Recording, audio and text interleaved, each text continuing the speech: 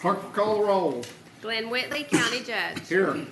Roy Charles Brooks, Commissioner Precinct 1. Present. Andy H. Wynn, Commissioner Precinct 2. Here. Gary Dickus, Commissioner Precinct 3. Here. J.D. Johnson, Commissioner Precinct 4. Here. Constitutes a quorum. Thank you. Our invocation today will be delivered by Craig Maxwell from Tarrant County Auditor's Office. After the invocation, please remain standing for our pledges. Thanks, Craig. Good morning, Judge, Commissioners. If you'll bow your head. Lord, we give thanks and praise for sending your Son to us so that we can be forgiven of our sins. We realize we have not always done your will. You have given us opportunity after opportunity to either do the right thing or ask for your forgiveness. When we awoke this morning, did we notice the sun rising? Did we hear the birds singing? Did we smell the fragrance of flowers and those beautiful colors of those flowers? To think about the power of your senses that you gave us and how sometimes we take those senses for granted. Let us now use those blessings to make this world a better place in which to live. How fortunate we are to have been born in this country, whereby we sometimes take peace for granted. Yet that still comes at a price, the price of a mom and dad being away from home, serving this great country, a son or a daughter not being at home for the holidays because they are helping someone who is in need, a good friend being many miles away, making a difference. Please look out for those who are away from home, serving and protecting. May one of your many blessings trigger our minds as to how good life is. Maybe the smell of a rose, maybe the sound of a morning dove, whereby we can respect others and be less judgmental of all. Just as Paul said in Ephesians, be kind and compassionate to one another. Forgive each other, just as Christ God forgave you. May we all live as one. For thine is the kingdom and the power and the glory forever. Amen. Amen. I pledge allegiance To the flag of the United States of America and to the republic for which it stands, one nation, under God, indivisible, with liberty and justice for all. Honor the Texas flag. I pledge allegiance to thee, Texas, one state, under God, one and indivisible. Thank you, Craig. Thank you.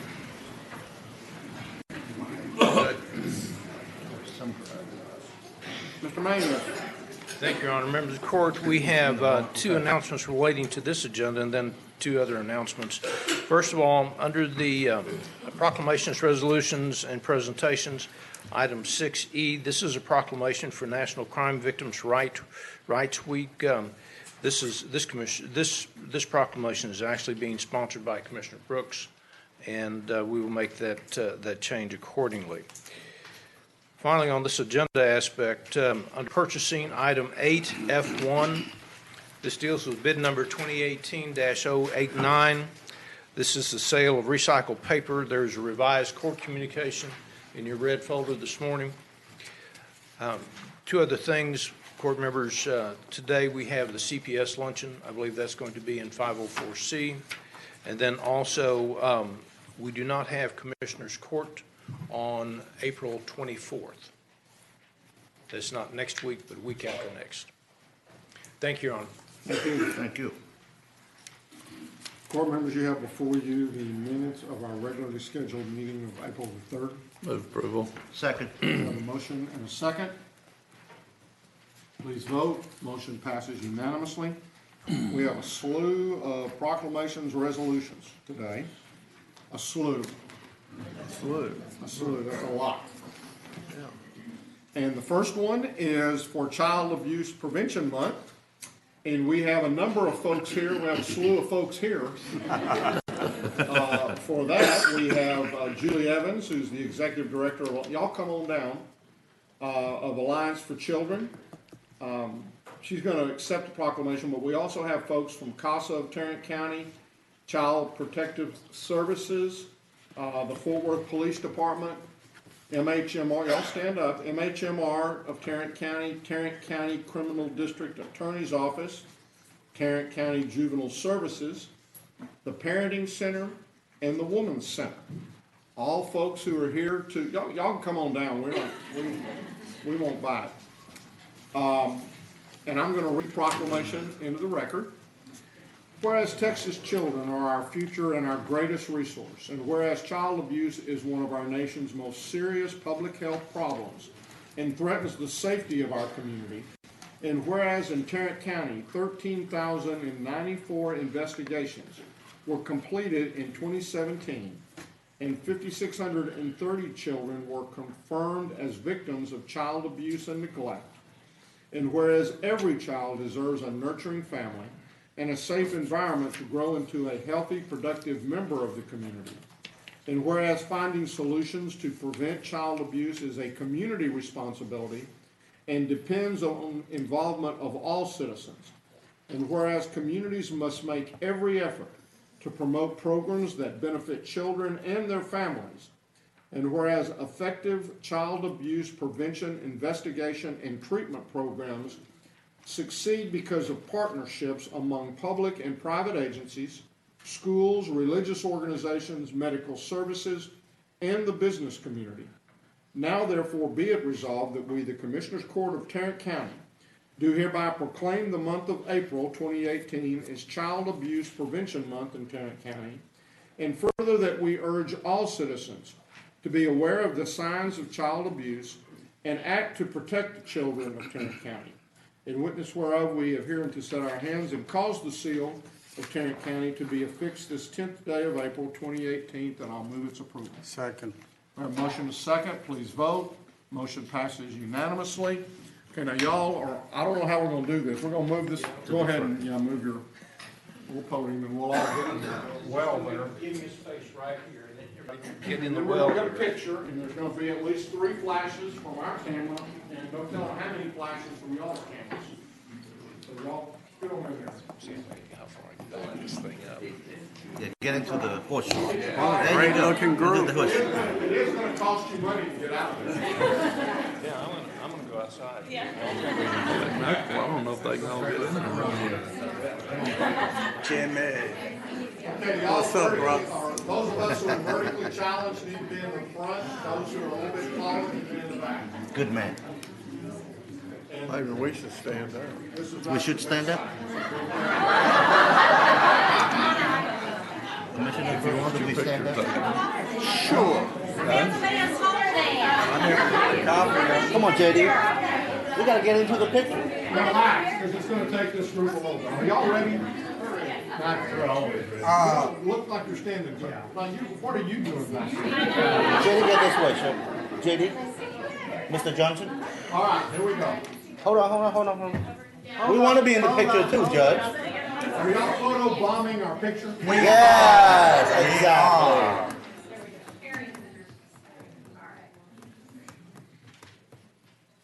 One, two. Has everybody else got their pictures quick? All right. What did you get for?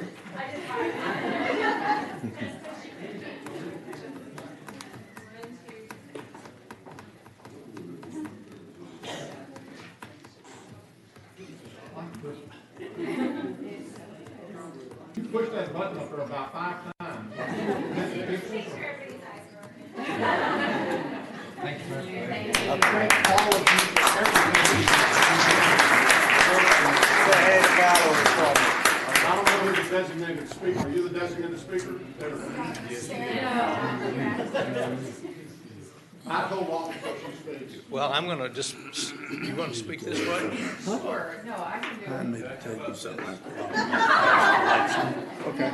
We are nothing. Man, they've got it down. trapped now. Well, I am honored to be the representative for this amazing group behind me. In light of the agenda, we'll keep it short and just say that I think we all can agree that 5,600 children in Tarrant County is way too many for confirmed cases of child abuse. Every one of those kids have walked through exceedingly hard places, and I want you to hear from us that this group is united in serving them. We're united in ensuring that their needs are met, ensuring that we are working towards breaking this cycle in hopes that that number shifts, because I think we can all agree in Tarrant County, one is one too many. So thank you for your support. Thank you for being willing to have difficult conversations, because that's what it takes in this group. And I am thrilled to serve alongside these amazing agencies and with a leadership group of this Judge Whitley and, of course, all the commissioners that are willing to acknowledge that this is a challenge in Tarrant County and willing to stand beside each of us for every one of those children, because every one of them matter. So thank you.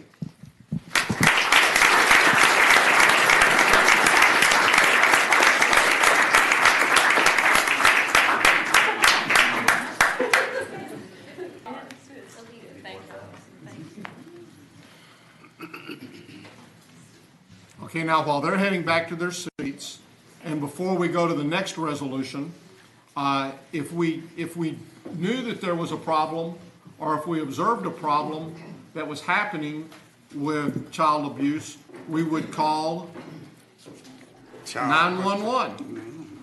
And we have a new executive director for 911 this morning, and she's here with us, Shanar Haynes. Welcome.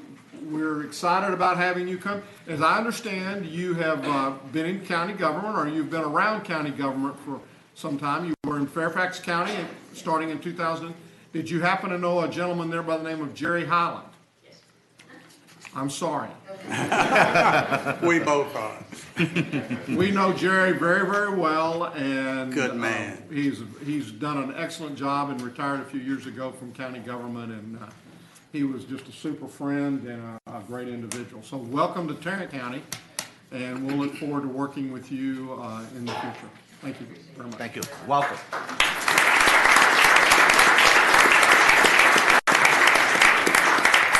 And speaking of county government, Commissioner Brooks.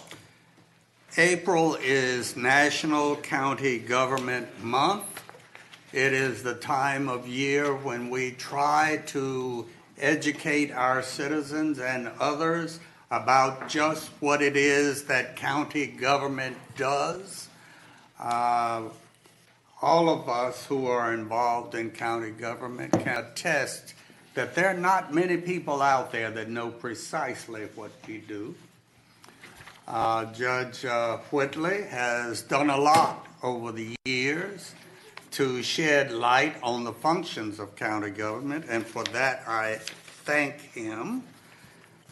We have a resolution recognizing County Government Month, and though it's for ratification only, I think it should be read into the record. I will do that. National County Government Month, serving the underserved. Whereas the nation's 3,069 counties, which serve more than 300 million Americans, provide essential services to create health, safety, vibrant, and economically resilient communities. And whereas counties move America forward by providing health care, administering justice, keeping communities safe, creating economic opportunities, and much more. And whereas Tarrant County and all counties take pride in their responsibility to protect and enhance the health, welfare, and safety of its residents in efficient and cost-effective ways. And whereas through the National Association of Counties President Roy Charles Brooks, Serving the Underserved initiative, NACO is focusing on the critical role counties play in breaking multi-generational cycles of poverty, especially with our children. And whereas in order to remain healthy, vibrant, and safe, America's counties provide public health, justice, safety, infrastructure, transportation, technology, environmental stewardship, and economic services that play a key role in everything from residents' daily commutes to emergency responses. And whereas each year since 1991, the National Association of Counties has encouraged counties across the country to actively promote their own programs and services to the public they serve. And whereas Tarrant County is collaborating with the Pritzker Children's Impact Network to strengthen and improve initiatives for children from birth to 3 years of age with the goal of improving kindergarten readiness, now therefore be it resolved that we, the Commissioners Court of Tarrant County, do hereby recognize the month of April 2018 as National County Government Month and encourage all county officials, employees, schools, and residents to participate in the county government celebration activities. In witness whereof, we have herein to set our hands and cause the seal of Tarrant County to be affixed this 10th day of April, 2018. And I move for its ratification. Second. We have a motion and a second. Please vote. Motion passes unanimously. I will say that if anyone is out and willing and wishes to give a program on what county does, and you're looking for any kind of a PowerPoint or a presentation, I've got one that I use pretty frequently. I might have to dust it off a little bit, but would be glad to share that with you, and would encourage you Is to that tell the the story. Judge Whitley unplugged presentation? No. That's an altogether different presentation that I also would be more than willing to share, but it is not received with quite the same, well, it just depends upon who's in the room. It's received with a great deal of enthusiasm, but there's opportunities for it not to be with certain legislators. Well, I applaud Judge Whitley unplugged. Commissioner Fickus. Yes, we have a congratulatory resolution. It's for ratification only. It was presented yesterday to the Fort Worth Business Press celebrating their 30 years serving our community, and so I move for approval. Second. We have a motion second. Please vote. Motion passes unanimously. Commissioner Johnson. Yes, I have a proclamation for the Donor Memory Garden. If you would read that into the record, please. Whereas one of the most meaningful gifts that one human being can give to another is the precious gift of life, sight, and health, and whereas the need for corneas and tissue surpasses the number donated each year, and whereas Lion Club International District 2E2 and UT Southwestern Medical Center Transplant Services provide sight and tissue services in Tarrant and surrounding counties of North Texas, and whereas over the years, Lions Club International District 2E2 and UT Southwestern Medical Center Transplant Services have facilitated the contributions of 993 donors, resulting in 2,239 cornea recipients and over 17,100 bone and skin allografts distributed in 2017. And whereas the above-named groups recognize and do hereby acknowledge by the Memory Garden and the Fort Worth Botanical Gardens and the spring event the role of transplant medicine and donor families in community medicine. Now therefore be it resolved that we, the Commissioners Court of Tarrant County, do hereby recognize that these efforts and those of all donor families are a vital part to the circle of care for all our citizens by making transplantation possible. And further, that we hereby proclaim April 14th, 2018 as Garden of Life Spring Celebration Day throughout Tarrant County. In witness whereof, we have herein to set our hands and cause the seal of Tarrant County to be affixed this 10th day of April 2018. I'll move for its approval. Second. We have a motion and a second. Any discussion? Please vote. Motion passes unanimously. And we have several individuals that are present today. When I call your name, if you would meet me at the podium, please. William Drew Timmons, UT Southwestern Transplant Services. Lion Suzanne Henderson, retired Tarrant County Clerk and past District Governor of Lions District 2E2. Lion Stephanie Broadenham, Second Vice President, District 2E2, Lions Organization and iBank Board.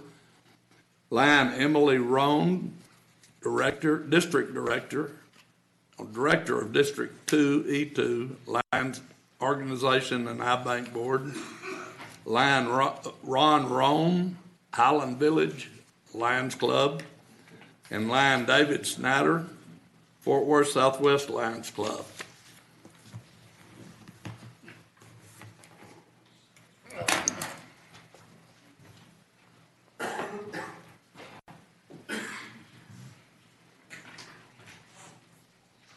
We need to get where the camera, if y'all would just sort of make a little, put it right here. We don't need to move that. How are you, Suzanne? Should have worn my Lions Club vest today. More than 2 times that number in cornea recipients. Well, they're so sorry. I wanted the same thing.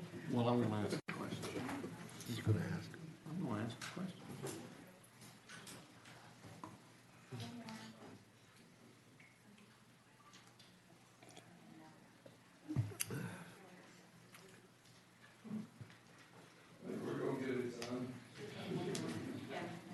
This is the 3 one. You gotta get at least 3 flashes here, so don't move until you see 3. She's been a little while today. It's been like 4 or 5.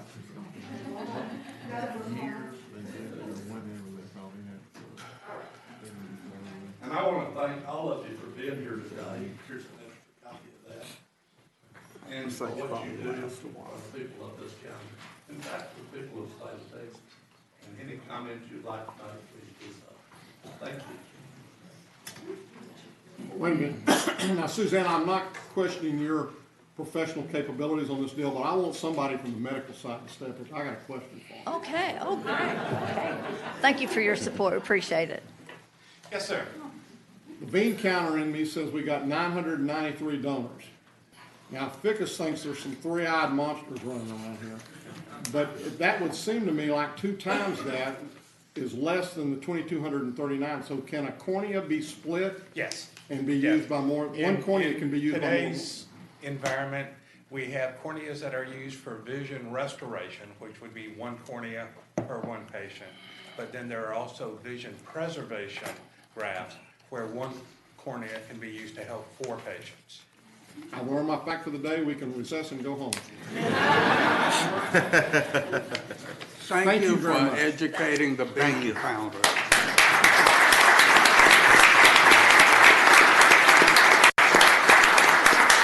Now, Suzanne, I didn't mean to, if you've got something you would like to say, please feel free to come forward. I just wanted to get a question answered. Well, I think the statistics speak for themselves, and I want to appreciate and thank Commissioner Johnson for your continued support. We partnered, the Lions Club partnered with UT Southwestern Transplant Services back in, I believe, the year 2000. And it's been a terrific partnership. It's benefited so many citizens of Tarrant County, and I appreciate Commissioners Court allowing us to have a proclamation each year to honor the donor families and recipients, and we'll have our celebration next Saturday morning at Botanic Gardens. Good to see So you. thank you. Thanks for coming. Good to see Thank you.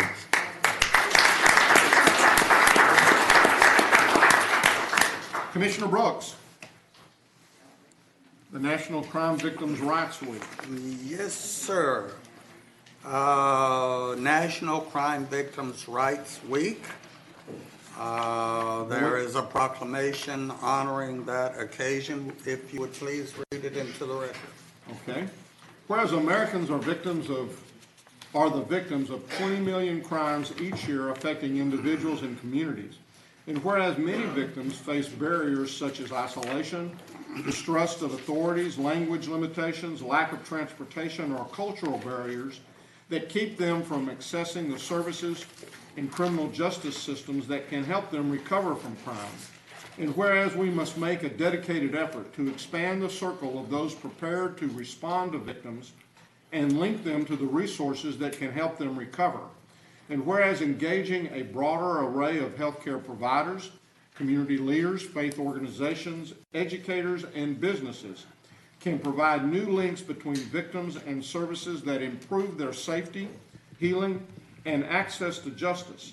And whereas National Crime Victims' Rights Week provides an opportunity to recommit to ensuring that all victims of crimes, especially those who are challenging to reach or serve, are afforded their rights and receive a trauma-informed response.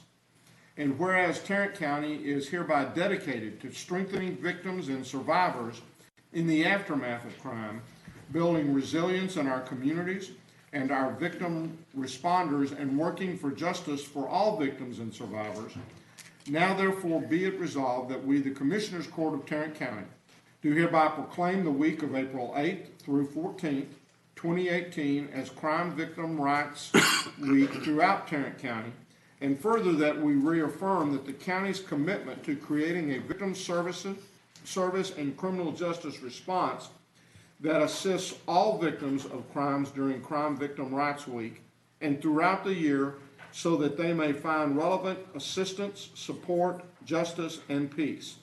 In witness whereof, we have hereunto set our hands and caused the seal of Tarrant County to be affixed this 10th day of April 2018. I move approval of that proclamation. We have a motion and a second. Please vote. Motion passes unanimously.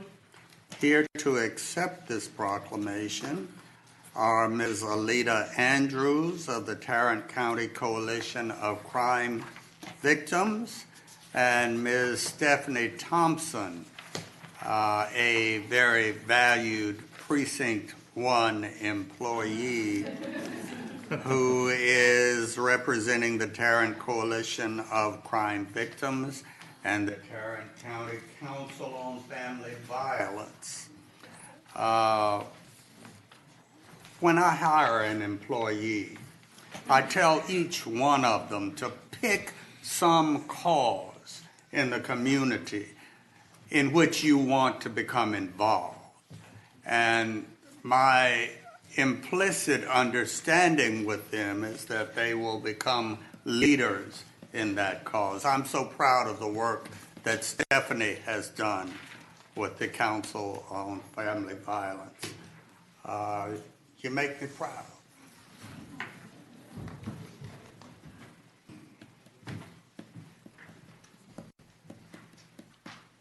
Okay, ladies.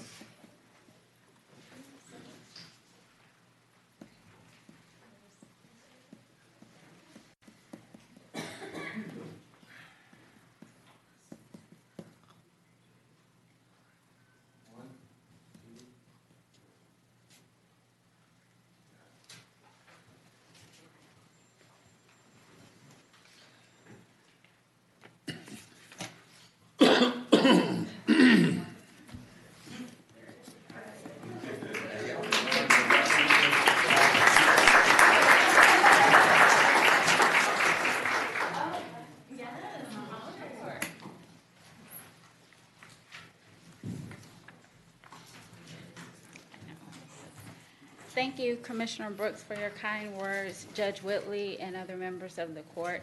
On behalf of the Coalition of Crime Victim Services, we appreciate the proclamation. And with us today, we have a few members we would like to recognize. If they would please stand from the Women's Center.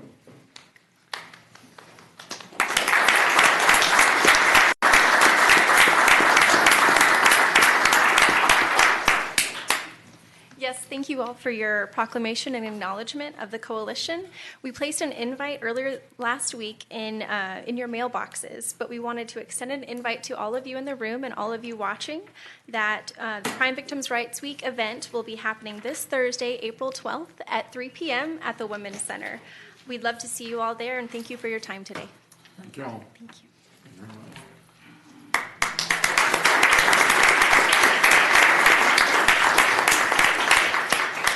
Okie dokie. Court members, you have before you the consent agenda. Move for the approval of the consent agenda. Second. We have a motion and a second. Any discussion? Please vote. Motion passes unanimously.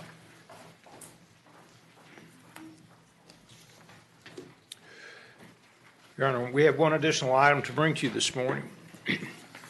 Under the Administrator section, we're asking that the Commissioners Court receive and file the annual independent financial audit for fiscal year which ended September 30th, 2017, which includes the Comprehensive Annual Financial Report, or the CAFR, the Texas Juvenile Justice Department Grant Funds Report, along with their respective governance letters.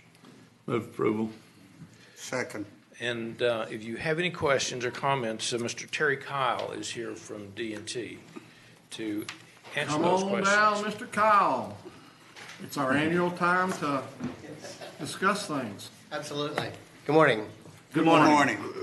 Any overall comments that you wish to make at this time? We just want to express appreciation for your staff. You have a very competent accounting staff, and they work very hard during the financial audit. A county audit is a complex audit, and we appreciate their cooperation. We were able to complete our audit, remain independent throughout, and issued our opinion on the financial statements, an unmodified opinion, meaning we do believe the financials are presented fairly in accordance with generally accepted accounting principles. And we issued a governance letter related to that tells you some of the things about the audit, but it basically tells you we received full cooperation from management and we're able to complete the audit appropriately. Be happy to answer any questions that you might have. Well, I would like to echo what you said with regards to our staff and their work. I know they work very hard from the end of the year up until this time, and certainly all the time, but certainly they put in a lot of extra hours to get us to this point this early, and we appreciate very much their work and the way they take that work very seriously. I know there's a lot of entities that don't get there as quick and don't get there near without a lot of pain on the auditor side of the deal. So I appreciate very much our staff. And you know the routine. You have in here the little OPEB love note, and it's actually on page, I think, 55, and it deals with the post-employment benefits for Correct. retirees. And GASB makes us, even though they say these are our financial statements, they basically will not allow you to issue an unmodified opinion unless we assume a liability, which I do not believe, and have been told by attorneys that they don't believe that we have a liability past any given Tuesday, because on any given Tuesday, we can make a decision as a court that we will no longer subsidize retiree insurance or post-retirement benefits. And I disagree vehemently with the fact that they say because we've done it in the past, we're required to do it in the future. And the primary reason why I bring this up every year is that these financials, this CAFR does say these belong to management. And I want to make it very plain that the reason that statement is in there is because, one, you've got to put it in there that these financial statements belong to us, but GASB requires that liability to be put on the books. And I don't want there to be any misunderstanding among anybody that management's decision is that we're retaining the ability that if we wanted to on any given Tuesday or at the beginning of any given year to do away with that liability, all we have to say is that we'll no longer subsidize the retirees. We're required by state law to offer those benefits to our retirees. We are not required by state law to subsidize those in any way, shape, or form. Correct. And so you understand that. We understand that. I hope everybody else understands that, because that's something that I don't want it to be a surprise if they were to read through this, or if any attorney picked it up and said, well, wait a minute. These are your financials and you agree to that liability, and this person, for one, does not agree with that liability. Right, I understand. Thank you. I have one question, Yes, sir. if I may, Judge. You bet. On this document, on Yes. page 3 and 4, Yes. you mentioned a couple prepay expenses were understated by about $752,000. Right. And then maintenance expenses, you said overstated by $1.5 million. Right. And then also understated by That's the same amount. Right, And that's- then you said, management said those things are immaterial to the financial Correct. report. Correct. So during the year-end process, management reviews all the expenditures to make sure they're in the right period, both in those that might be prepaid, that we pay in advance, and those that we haven't paid yet, that will Okay. be in accounts payable. Management goes through that process, and it's a very intensive, labor-intensive process. We audit that as a part of the process, and we found one that was missed, that should have been a prepaid, should have been recorded as a prepaid expense. And we all looked at that and said, it's not material, it's not worth going back to change the financial statements at this point. Of the past? No, of this year. Of this year, okay. Right, and the greater number is a extrapolation, because we sample, we apply statistical sampling to the the tests that we make. And so when we look at that amount that was not recorded as a prepaid, we say, might there be others out there in the population as well? So that larger number is just the mathematical extrapolation of what might else be out there. We looked at that amount and said, is that really material? And we all agreed it was not. It didn't have a significant effect on the financial statements. It's really just a timing issue of when the expenditure is recorded this year or next. Okay, so it's not a huge issue, right? It is not. It is not. Okay. And not only that, we don't believe it was a lapse in internal controls either, because it was a management decision to not record that one, and we agreed it was not significant. Okay, thank you. I want to be clear, the 751 was the actual one that you Correct. found. The 1.4, 1.5 million was a projected amount based upon that, and there's no guarantee that it would have been that much or that it wouldn't have been more than that. Correct. It could be zero. That's It's an correct. estimate. That's It's totally an based estimate. on some statistical That's formula correct. that That's y'all correct. use. Okay, Absolutely. thank you. Any other questions? Please vote. Motion passes unanimously. Thank you. Terry. Appreciate Thank you you. being here. Ms. Snyder.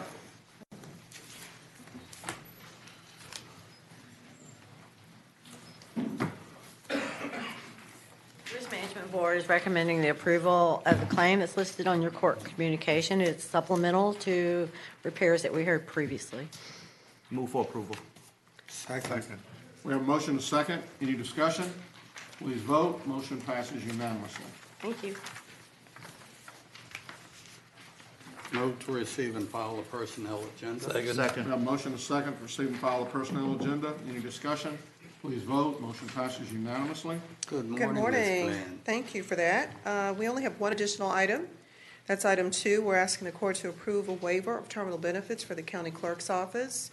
As explained in your court communique, Ms. Garcia is requesting a waiver of 400 vacation hours effective April 21st. We're estimating net savings to the general fund to be approximately $4,800, including fringe benefits. Move approval. Second. We have a motion and a second. Any discussion? Please vote. Motion passes unanimously. Thank you. Mr. Beecham. Arkansas didn't do anything this week.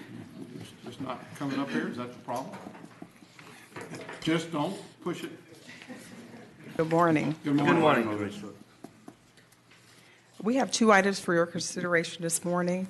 The first is the award of bid number 2018-089, the sale of recycled paper for 40 plus tons of sorted office paper for facilities management, awarding to the high bidder, Evergreen Fiber Sales. Just seeking award approval. Approval. Second. We have a motion and a second. Any discussion? Please vote. Motion passes unanimously. And our second item is award of bid number 2018-066, which is the replacement of HVAC rooftop units at the Tarrant County Green Bay Jail to facilities management to award to the low bidder meeting specifications, Alpha Mechanical Contractors, in the amount of $198,470. If approved, we're also seeking contract approval and acceptance of the payment and performance bond. Move approval. Second. We have a motion and a second. Any discussion? Please vote. Motion passes unanimously. Thank you. Thank you.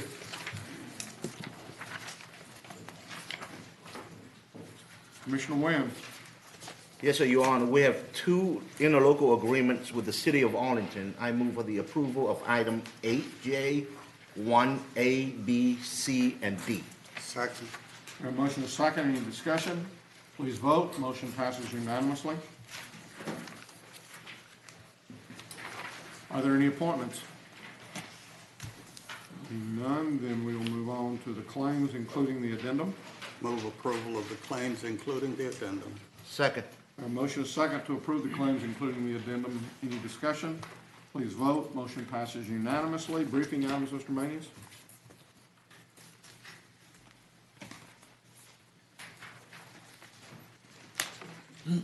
Thank you, Your Honor. Members of the court, we have 2 items to bring to the court this morning on briefing. I'll be doing the first one, and then Ms. Pelley will be doing the second one. I wanted to talk with the court a little bit this morning about the hospital district capital improvement projects and the improvements as it relates to overall health care in Tarrant County. And if we could start maybe with some good news. Just a reminder that on February 27th, 2018, the Commissioners Court and the Board of Managers of JPS received a report from the Citizens Blue Ribbon Committee. That committee, which is comprised of 12 community citizens and 4 liaisons, 2 from the court and 2 from the Board of Managers, presented 7 recommendations concerning the improvement of Tarrant County's overall health and the needs of JPS to support its efforts in community health. I think one of the important things about that report that these recommendations were approved unanimously by the entire board. At that same meeting, the court and the Board of Managers requested that an anticipated cost of JPS capital improvements relating to the committee's recommendations would be forwarded to the court members and to the board. That information has been provided to the court and to the board, and it was provided in early March. And you all requested that we get that to you by mid-March, but we came in a week or 2 early. Our purpose, or my purpose today, is to continue those discussions as it relates to, and to begin to develop a path of moving forward in a more fully developing, fully developing information with the court and the board to finalize the response to these 7 issues. And I might note here that this coming Thursday, I'll be making this same presentation to the Board of Managers, because it's very clear to staff that the communications that we have with the court should also be shared with the Board of Managers. So that being said, there are things that we need to begin to do on this. And these are just bullet points that I would like to talk with you about, get some comments from you if I could, and just begin to set the stage as to how we move forward on addressing those issues. First of all, I think that it's going to be important that we make a determination as to how much revenue JPS can bring to the table for the use of their capital improvements. You might remember that 2 years ago, the board came forward to this court and had a future fund structured in their budget. And there's approximately $120 million in that fund. We need to review the availability of that fund and other revenues that may become available. It's important to note that regardless of what these amounts are, JPS must maintain and continue to maintain a very strong financial position as it moves forward. The second item that I believe we need to address is to begin to determine how much debt, if we go to a bond issue, that JPS can issue that will be covered by growth in the ad valorem values. It has always been the position of both the Board of Managers and this Commissioner's Court that any debt service must be accomplished with no tax rate increase. And that's the golden rule, and that's the rule that we need to follow. We need to clearly define the types and levels of services that may be provided at the community health centers, as well as the appropriate annual cost of these services. I think it should be noted that JPS and its previous centers have attempted to, and I think they've been successful in mapping services to the needs of their clientele. The reason I bring this up is because as we went through the public hearings, or community listening forums, one of the things that we heard, especially in Precinct 2, was that there was a need for community clinics. And we've talked about that. That was one of the recommendations that we've done, or that was done by the Blue Ribbon Committee. It's important that we begin to identify exactly what is going to be in each of those clinics, and then determine what the annualized cost will be in order to support those services. We also need to look at the behavioral health facility, and we need to determine basically what types and levels of services are to be provided, and also what the approximate annual cost for those services will be. Our goal here is to not only provide the infrastructure for services, but also to ensure that we have enough money to operate those facilities on an annualized basis. And as it relates to that, we need to do the same type of analysis as it relates to the hospital tower, the ambulatory surgery center, and also the cancer care center. And these are things that staff needs to begin working on, present that information to the court so that you have a full understanding of, if we enlarge the structure at JPS, renew that structure, refresh it, whatever word you want to use, and make sure we have the funds to operate those facilities once we have them constructed.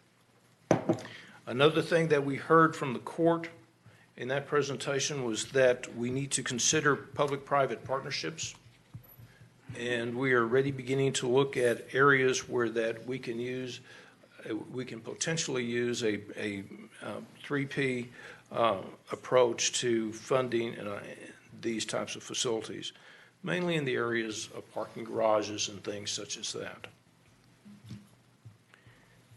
When we began the process and when we began the actual initial attempt to more clearly define the health needs of Tarrant County, really this presentation and this whole effort it was two parts.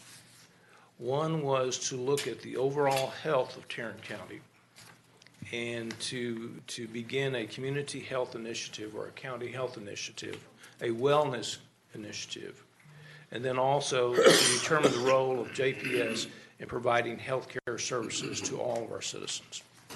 And so as it relates to the first aspect of that, I think that it's going to be very important that we begin the thought process, if you will, concerning the overall health of the community and how our efforts can be structured towards a healthy community initiative.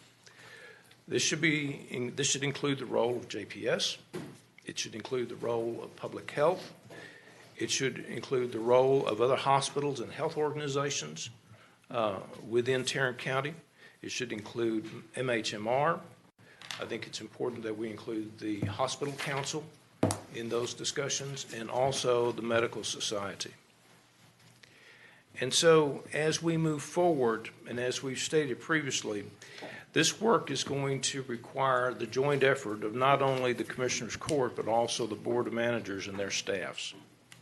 And we have already held initial discussions with JPS administration. They're fully aware of our comments today, and they have pledged that they would be a true partner in our efforts in obtaining this information for both the Commissioners Court and also the Board of Managers, so that you all have the information you need in order to make the decisions that are going to be required. And so, Judge, I just simply wanted to lay that out to you and to the court. I think it's important that as we go forward, that we go forward in a uniform and a unified effort. I think that it's important that if tasks are going to be directed to staff, or if we want to explore certain areas, that the court as a whole, the Board of Managers obviously need to be informed so that we can do a coordinated approach in gathering that information and disseminating it to the proper elected officials and appointed officials. So with that, Your Honor, members of the court, if you have comments, we'd like to hear them. I know this is something that you have not been able to, there's no formal presentation, these are just comments from me. I would like to see if there are any comments now. If there are not any comments now, I would like for you all to think about these different elements and basically come back and give us your thoughts as we move forward. I do have a comment, and it's similar to all of my comments regarding this issue. That we are at least 2 years into this process, and that time is wasting. Process is great, transparency is great, but process and transparency do not substitute for action. Now is the time for action on this very very crucial issue for health care in our county. I think that the majority of the things that you've asked us to think about are contained within the Blue Ribbon Report in some form or fashion. The data is out there somewhere. We need to dedicate the resources necessary to pull that stuff together quickly so that we can put the issue before this court quickly so that we can make a decision on how we're going to proceed. Until we make that decision about how we're going to proceed, we're just treading water. And the time for treading water is long since passed. We agree with you, Commissioner. Thank you. You were Commissioner Fickes. explaining, I guess, a number of ways to bring all this together financially, and I just want to be sure because I'm kind of looking at maybe 4 ways. I don't know if you had 3 or, but we've got the bond. If we do a bond and have an election, we've got bond dollars, correct? We've got savings dollars that JPS has accumulated through the year. Yes. You mentioned a number earlier of 120 million. Is that the extent of that money? Or is that the extent of the money they want to put in it? The 120 million, the approximately 120 million is what is in a line item that is called the Future Fund. It doesn't talk about any other monies that the hospital district may have that they can bring forward. In fact, when I mentioned it, we talked about that fund and any other revenues that the hospital district bring forward. We just know that right now that Future Fund was created to provide funding for capital improvements, and it's still available. Are there I other think there's dollars? more money. Well, that's what I would want to know. Undoubtedly. My other comment is 2 other things. You mentioned PPPs. PPPs are, that's a wide range of options. I can certainly see us having someone build a building and we lease it. I can also see a totally different scenario where somebody builds a building and they operate it, like a parking garage. Yes. And where we would lease something might be a clinic or some form of a facility where we're doing operations and not a parking facility or something like that. So that would be my 4 ways: bond money, savings, PPP where somebody builds it and operates it. And would probably, the hospital district would maybe receive some revenue from that operation, I would hope. Yeah, and quite frankly, we have not drilled down too deeply in the 3P effort. But the 2 different scenarios that you speak of in P3 are options that we need to look at. Okay. But we don't want to take them off the table right Exactly. away until we do the analysis on them. Well, that's less bond money, less taxpayer money. Right. Probably immaterial who owns it. So, And I agree with that, and that may be the way to go. One of the things that I would hope if we look at that we have embedded in that agreement, some sort of a buyback, because, those are revenue produced. Some of those could be revenue producing, and we may at least want to have that opportunity to buy it back at a later point in time. But I agree, at this point in time, I think we need to look at all of that, especially in the context of, as GK mentioned, no raising of the tax rate. Or, and that, that I think is something that we have gone without saying for as long as I've been on this court. And we want to continue saying that. In regard to the clinic systems. Yes, sir. Right now, there are some 40 outpatient facilities scattered around the county. Those include comprehensive health centers. It includes school-based clinics. It includes one fully operational medical home with another under construction.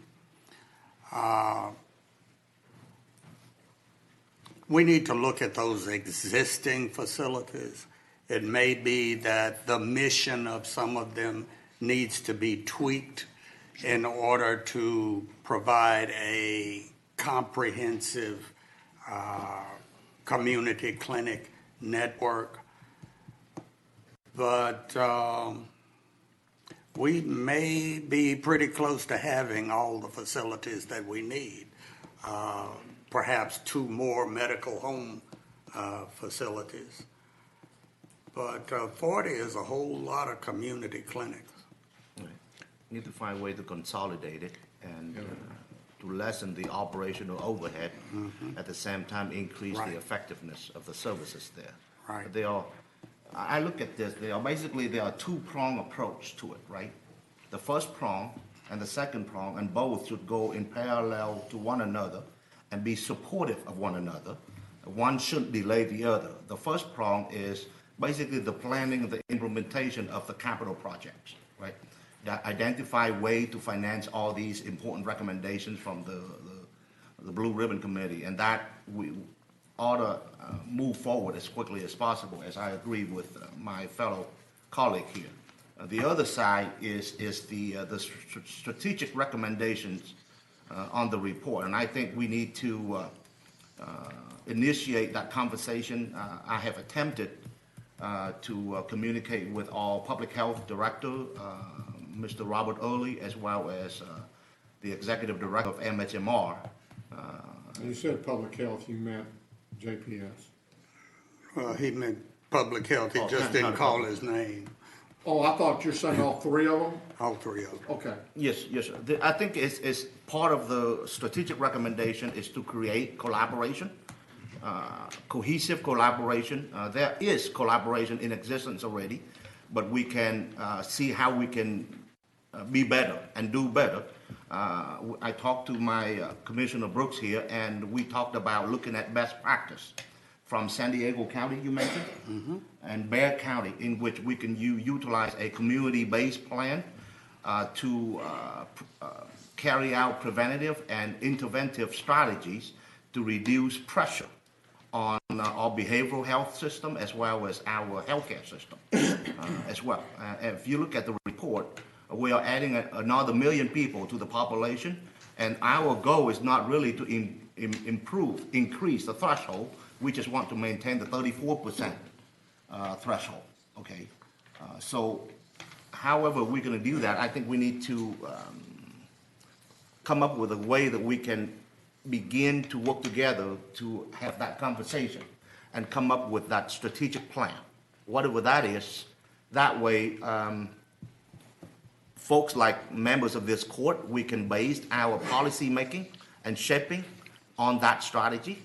And then people on the ground like Vinny, like Ms. Susan Garnett, like Mr. Robert Early, they can base their executive decisions on that strategy. And then we can also utilize that plan to communicate to the stakeholders and the public and the taxpayers regarding how we're going to reduce behavioral health challenges and healthcare challenges in Tarrant County.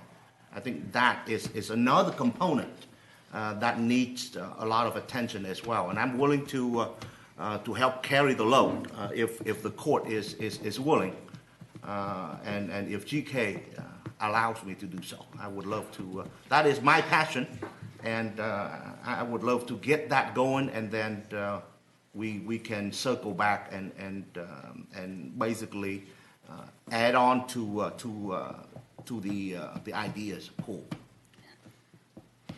If I heard Commissioner Wynn correctly, if what he stated is that the strategic issues and the capital issues ought to proceed simultaneously without one impeding the other. If that's what you said, then I agree with that. It's exactly what I said. Then I agree with you. That's exactly what I said. It is important for us to really, from my perspective, the needs is so great that no additional facility would be able to meet all the needs. So it is logical for us to work to reduce that pressure on the system. Okay, instead of people having to check into the emergency room or check into the behavioral health and mental health facility, those cases can be handled from a primary perspective in the community clinics, at the medical home, so that they don't have to check into the main facilities. I think that has to be a part of the strategy in order for us to meet the tsunami of the future. And that's, and Commissioner, and that's one, and I may not have been clear about it, but that's one reason why we put as a bullet item that to look at these community health centers and to make sure to understand what is going to be in there or what should be in there. And we were trying to address the issue you just spoke of. So yes, we agree. Let's get her done.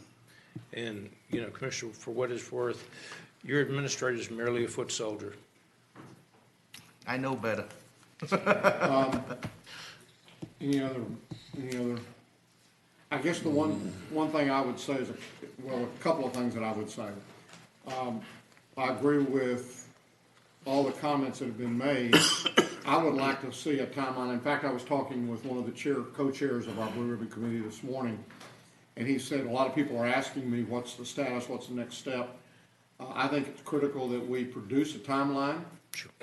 And that we communicate that timeline not only with the Blue Ribbon Committee, although I know their work may be quote unquote done, but I think they still take great pride in what they've recommended and want to see that through to completion. They are invested. They are invested. And so I hope that as we see that timeline includes making sure that not only our hospital board, our commissioners court, the Blue Ribbon Committee, but really the community as a whole is very aware of what our events are. And to that end, we have been very deliberate about making sure that everything we've done to this point has been transparent, has been on the website, that everybody has an opportunity to look at it, and that they're looking at it as it is done and not after the fact. So it's almost like we've given them an opportunity to say, here, we're having these meetings. Sure. And if by chance you can't make it, then we're going to at least present a summary, if not a video, of those meetings subsequent to that deal. So whether it be us as a commissioner's court, a hospital board as a hospital board, anything that pertains to this, I think we should make sure we have it on that website. I think that also means, you know, you mentioned you've got a real passion. I think that's great, and I think as a result of that, you know, you're gonna have meetings and stuff, but I think it's critical that you let us know ahead of time so that if we want to be at those meetings, we can also be there. If that means that there's more than two of us, then we'll post and we'll have a meeting. We'll have a public meeting.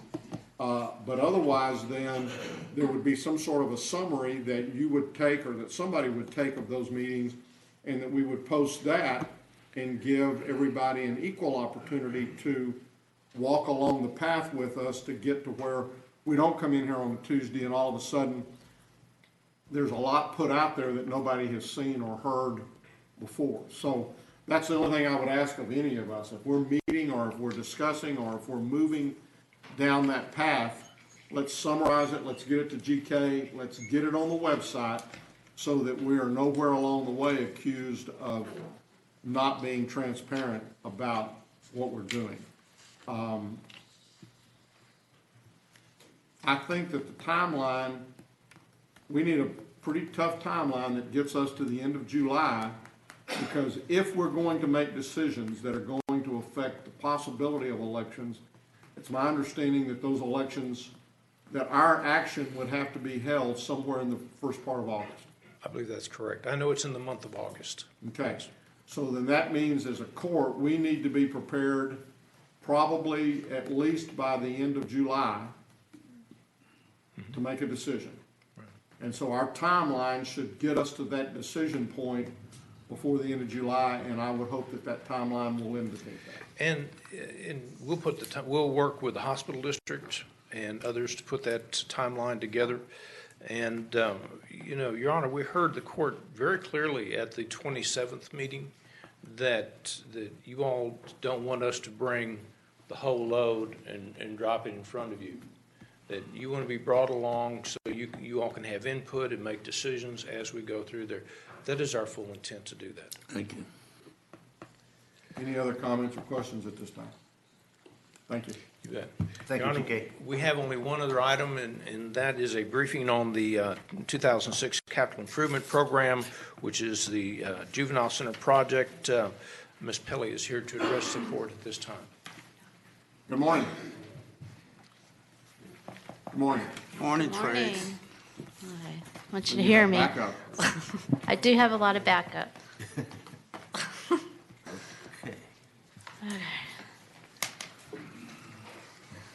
So this morning's briefing is a presentation on the schematic design drawings and capital budget for the 2006 Capital Improvement Program for the Juvenile Center.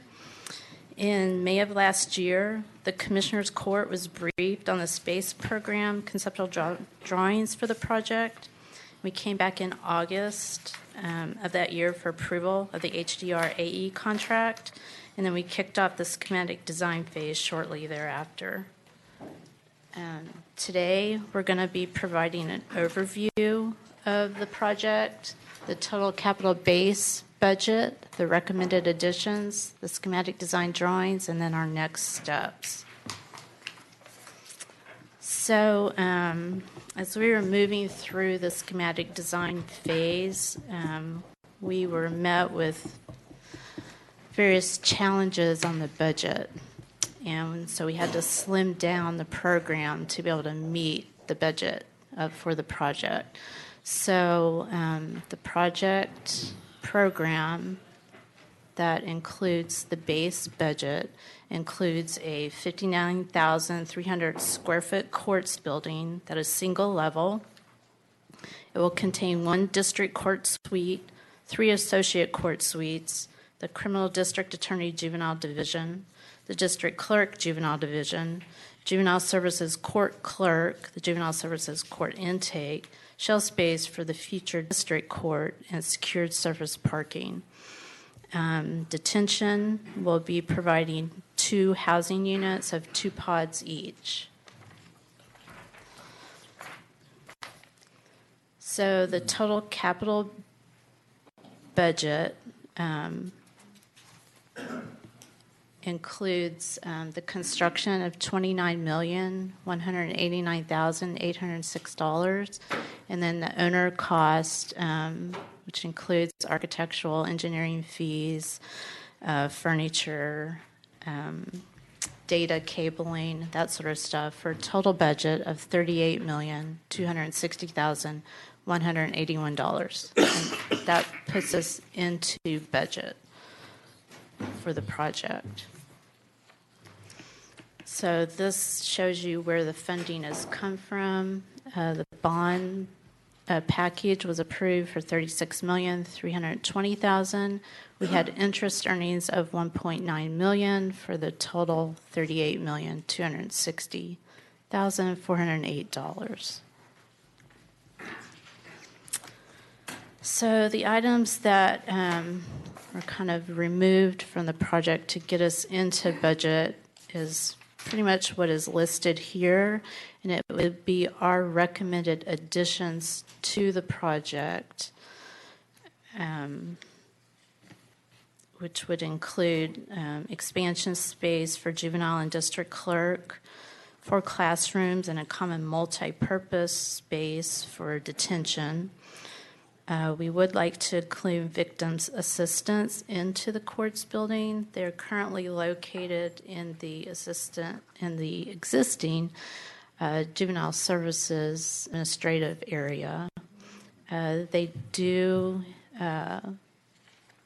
go to numerous court hearings. They have victims, and it would be a benefit if they were in that building so they're not traveling back and forth.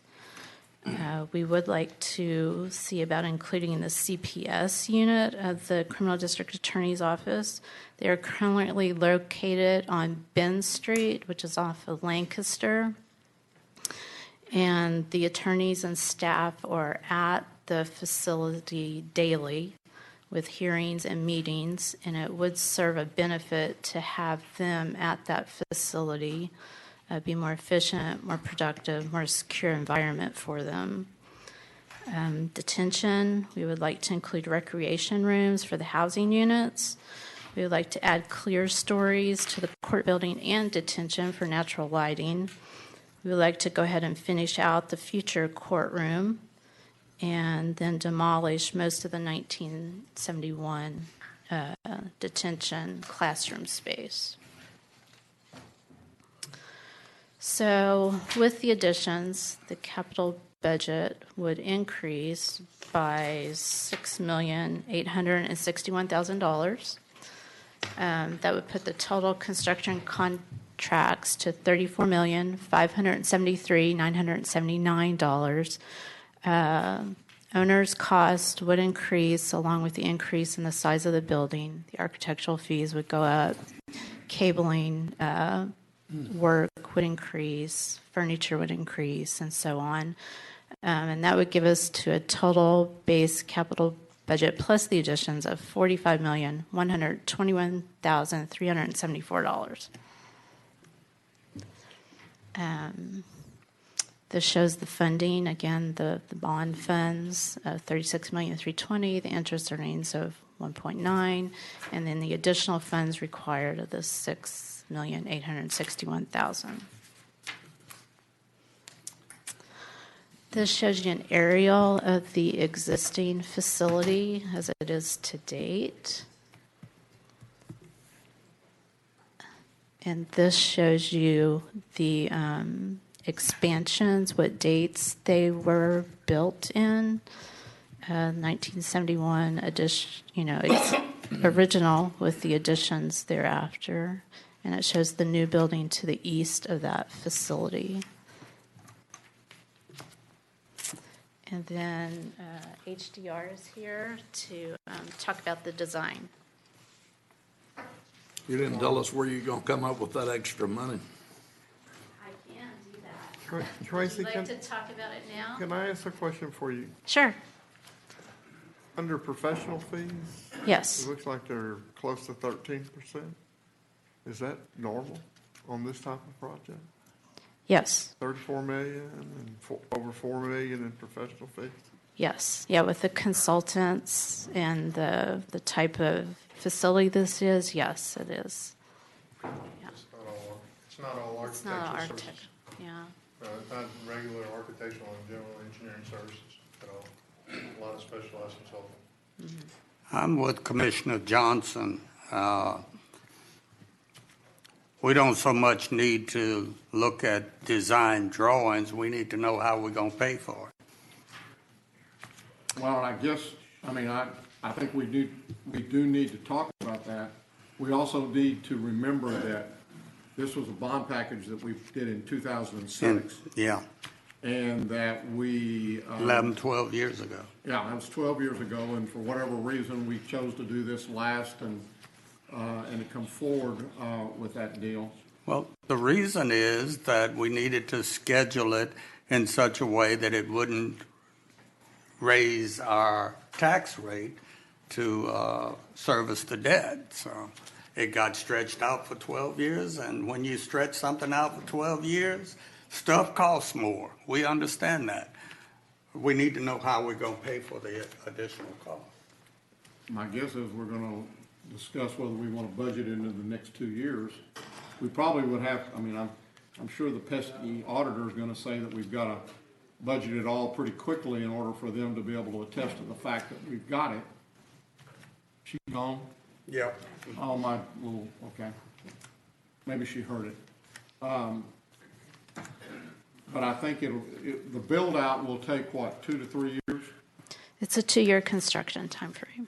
So in effect, what we're talking about is about 3.4, 3.4 and a half Per year. per year for the next couple of years. That's doable. Yeah, I think that's something that, you know, it's kind of like a capital item, and we've, you know, we've historically paid for our capital. Now, that may mean that we have to be a little bit more careful about the capital that we have over the next couple of years to try to keep that in line, but I think that's one of the things we're gonna look for.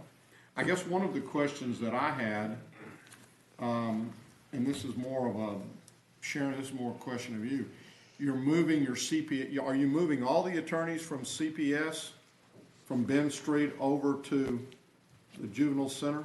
Yes, sir. The plan, I believe, would be to move our attorneys as well as, you know, that office is unique because it's staffed by state employees as the secretarial staff and the investigators. They would also be moving. So that entire unit would leave Ben Street. What would be left at, I mean, I see Ben Street as being, and I may be totally wrong about this, we can ask them at lunch today. But I have kind of pictured Ben Street as being smaller aged kids as opposed to the juveniles. And so I don't know what they're bringing in there or what they're doing there. Work. So it's casework. It is sometimes younger people, but I think that it's not so much hinging on the small children being there because those cases go forward. Sometimes it is very young children, but we don't have a lot of contact with those young children. So you're saying you're not seeing people, you're not interviewing people, you're not talking with people? No, we do. We don't talk with really young people. We talk with their caregivers or other witnesses. Okay. So it's kind of like an alliance, well, except for Alliance for Children, at their locations, I know they do interview kids there. And you're saying that doesn't happen at Ben Street? No, I'm saying typically we deal, because this is the case management, the case prosecution part of this. So we'll deal with witnesses from Alliance for Children, we'll deal with caregivers. Sometimes the little children will be there, but, you know, it's not like at Alliance for Children where that's primarily the people who are there. Does that make sense? I think that it does, so I guess, and that's, part of my question is, you're saying that these people are spending a lot more time dealing with juvenile folks, and that's the reason you're moving over there, because I don't want to end up moving a lot of people from, now all the caseworkers and everybody from Ben Street are going to be coming to. I understand what you're saying, I apologize. So the casework that these people do is in 2 locations. They appear primarily in the courts at juvenile, because remember, juvenile is not just the, you know, youthful criminal offenders, it is also those child protective service cases, right? The removal of children who are in danger. So those 2 kinds of cases are heard at juvenile. So our DFPS attorneys work at juvenile, and then occasionally they work at the courts downtown in the family court. So they're located in those 2 places. They're not anywhere near where their offices are on Main Street. Okay, okay. I apologize for not catching on. Other questions of Tracy before we look at the conceptual designs? Come forward and now we'll walk us through the. Good morning. I'm Paul Showstone with HDR Architecture. Our partner is LVL, and we've been working with your staff and greatly appreciate the opportunity. Would you pull the mic up? Okay. There you go. Okay, conceptual design. Here's an image of the outside of the entryway to the building. It's a very simple building. It's using elements of historic design for a contemporary approach, and it has a very open structure to be inviting but also secure with a colonnade in front. As you remember our original discussions back a couple of months ago, we talked about the existing convergence of flow problem that you have in your building now. And the effort that we've made in the process is to try to eliminate that and reorganize the whole site. We approach the project as a master plan, and everything in the project that is now being built and into the future is pretty well planned out. So how you will evolve with other parts will be included in the overall planning. Okay, as Tracy said earlier, you have a lot of buildings that are much older. What we've done is we've added on the east side of the site the courts building and all the other components that she discussed earlier. This is an example of what we're calling the base option. In the base option, it does not have the full build out for victim services, but it does have a component within the DA's office for CPS to be able to work there, not permanently office. This is the full build-out plan. It adds back the victim services unit, and it expands upon services from other user groups within the unit. The blue on the right is a full area of build-out for the CPS unit. The blue area which says court, and now we're connecting it, is the build-out of the second district court, and victim services is on the left side or the west side of the site. You'll notice they also have classrooms added at this stage, and the other blue areas, which are the recreational areas within the housing units. Here's a model, it's mass model of the build-out, and these are all actually planned. The spaces have been planned for each of your user group.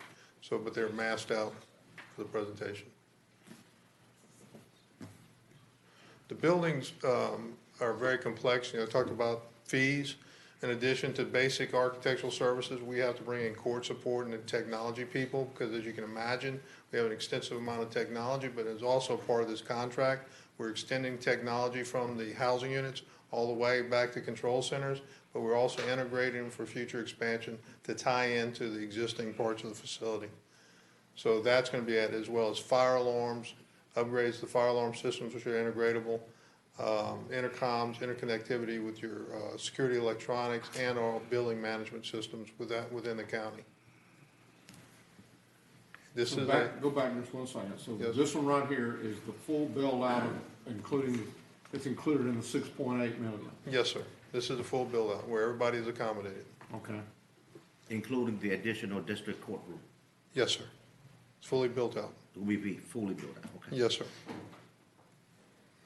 This is the housing units, the 2 housing units, which are in the process of what we're trying to do is we're trying to create a spline that says all the inmates movement or the juvenile movement is going to be along a corridor, which is organized, and they get much better visibility to Ron and Benny's staff, but it also makes for a lot more protective care of the kids. And it ties directly to the backside of the court. And that's, if you go south on the plan, that's where the tie goes into the court. That light purple area is actually a holding area, preemptive to court. This represents the build-out. The classrooms are being added in this area. If you remember, part of the build-out is we're going to be demolishing some of the existing classrooms, which are in bad repair, and an older housing unit.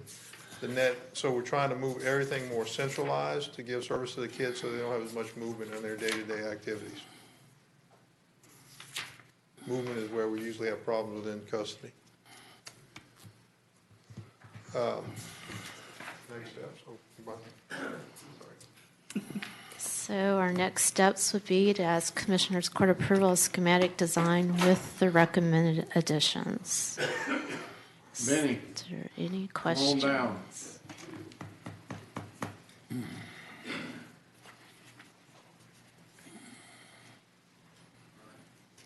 From your perspective, I mean, we've talked about the fact that we had to reduce some of the square footages. You've seen the things that have been recommended. What is your and your staff's, what are y'all's feelings about what is being put forth here? Judge, it would be easy for me to make an argument for what we need in juvenile services. But I think the point that's important is that the reason why our juvenile system works so well is because of the collaboration of all of the agencies that exist on that campus out there. And I'm talking about the district attorney, the juvenile court, the district clerk, and juvenile services, as well as the sheriff's department. So throughout this project, we've all worked together to make sure we have the space that's needed to continue to respond to juvenile offenders in a very efficient and timely manner. And I think that's what's important. This project, with the ad alternates in it, will provide the space that's needed for us to continue to be responsive to juvenile crime in an efficient manner. As far as the juvenile project itself, the detention center, if you don't build classrooms and multipurpose space in the detention center, you're essentially just building beds and warehousing kids. And I know that's not what we want to do here. We just talked about celebrating victims earlier in the court. A key component of what we do in our juvenile system is restorative justice, and a big part of that is being responsive to victims. And it's important for us to be able to serve victims in the court area where all of the court activity happens. So what this building will do is put everything that happens as it relates to moving kids through the court system in one building. The district attorney, the juvenile court, the district clerk, being able to serve victims in that building as well. So that's what's important for us. And that's why it's so important for us to, for the court to approve the project with the ad alternate so that we can continue to provide the services in a timely and efficient manner.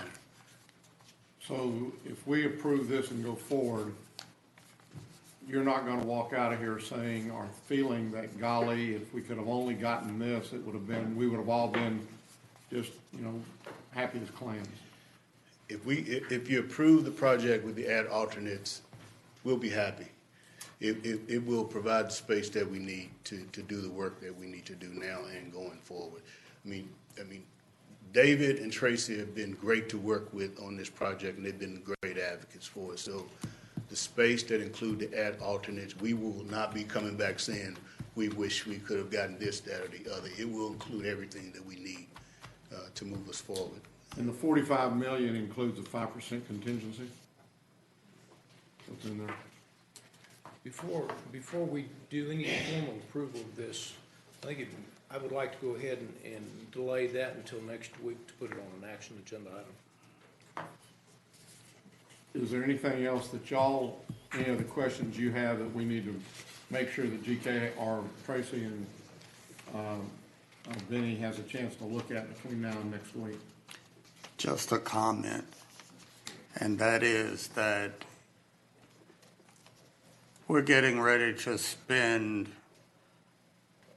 $35 to $45 million on services to our children.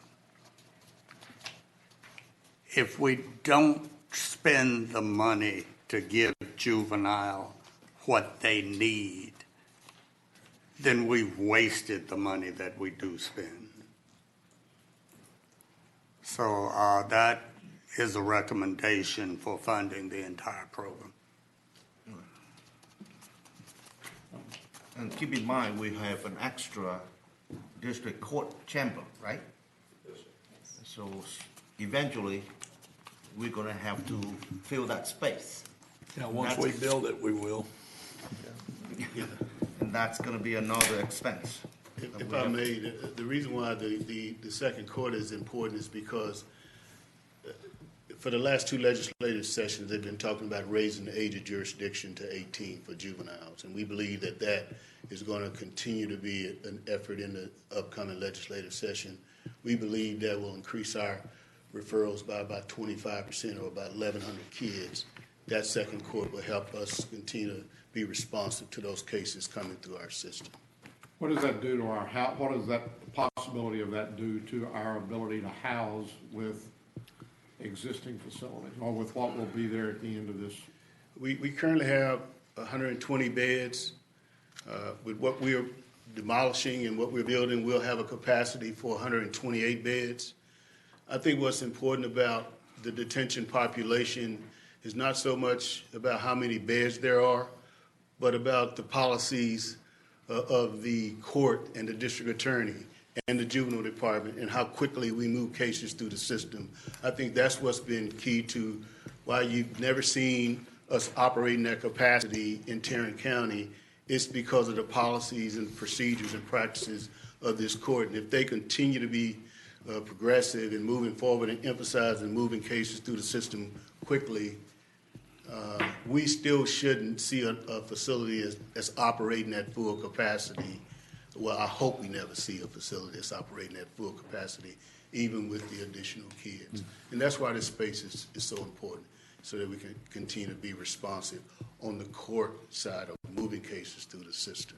It's also true that historically, at least in the last probably 3 or 4 or 5 legislative sessions, they're trying to do everything they can to get kids out of the state system and leave them primarily closer to home in the county's areas. Right. The best practice is to serve kids in their communities where parents can be involved in the treatment that's needed. Tarrant County's been doing that for 25 years. Thank you for pointing that out. And we continue to support that. We want to see kids stay closer to home. But again, I keep emphasizing this because it's so important. A key component is for kids to see a quick response to juvenile crime. And so it's important for us to be able to move them through this court system in a timely manner, identify the services that they need in the community, and get them engaged in those services. So just having an efficient court system and court process will allow that to happen. And again, that's why this second court is going to be so important, particularly if they raise the age of jurisdiction for our court. And as D.A. Wilson pointed out, we have CPS cases out there. We have as many CPS cases in that court building as we do juvenile cases. GK, part of what I would be interested in is, to the best extent possible, try to come up with what the costs will be. If we're talking about 45 or, an extra 6, then how much of that's going to be next year and how much of it will be the year after? Will it be equal, or will it be spread, 60% the year after and 40% the current? We were having those conversations as we were going through this presentation, so. Okay. Any other questions at this time? Thank y'all. Thank you. Thank you, y'all. Your Honor, that's all we have. Thank you. This time we'll recess our open meeting, proceed to close to discuss items exempted under section 551.071, 072, 074, 076, and 087 of the Texas Government Code.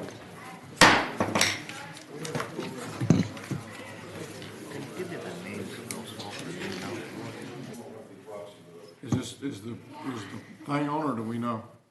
It's on.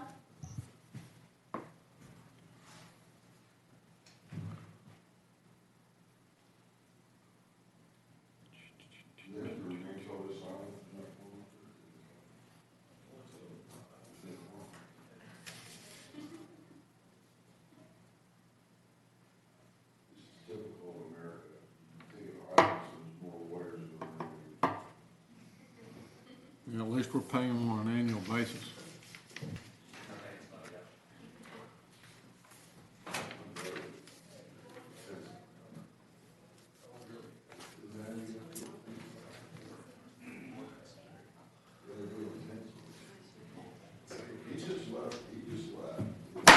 Having returned from our closed session and there being no business at this time, we are adjourned.